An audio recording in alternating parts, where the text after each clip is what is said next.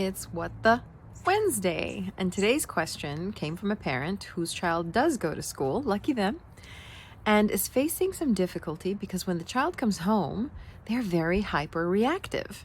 They will tantrum or have meltdowns, and the person doesn't know what to do with it.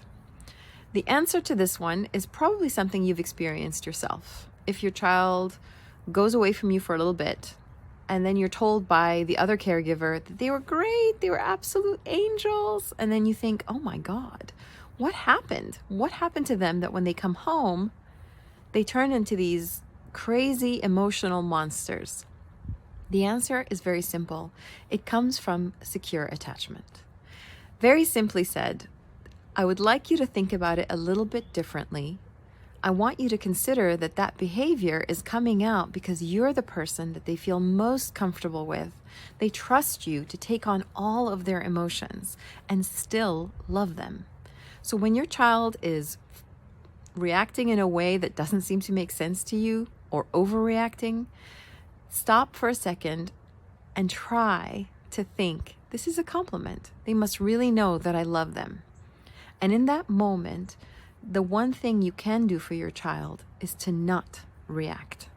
Mirror neurons are going to make us want to react, to meet them where they're at. So if they're crazy, we might want to meet them at crazy. Instead, I invite you to think instead, I'm going to keep control of myself and I'm going to let them have those feelings.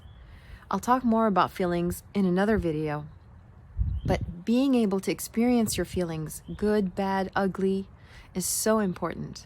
And having that person that you can trust enough to have those feelings with can really help you grow and mature emotionally and eventually physically so that you can hold those feelings and not take them out on everybody else. So that's today's answer. It doesn't seem very easy, I know, but practically speaking, the more we practice to self-regulate when they're out of control, the more they can see us model that behavior, and the more we'll find that it's actually a muscle that we can practice. We'll get really good at it. And having that perspective of seeing it as just them expressing whatever it is that they need to express. Oh, and also I'd like you to remember, they might be reacting to something that happened weeks ago. It's not necessarily A plus B equals C. You need to not try to figure out where it's coming from right away. That's not your primary goal. Primary goal is hold the space, let them have the feelings. Secondary goal, once they've calmed down and not in that moment, remember, flipped lid, nobody home.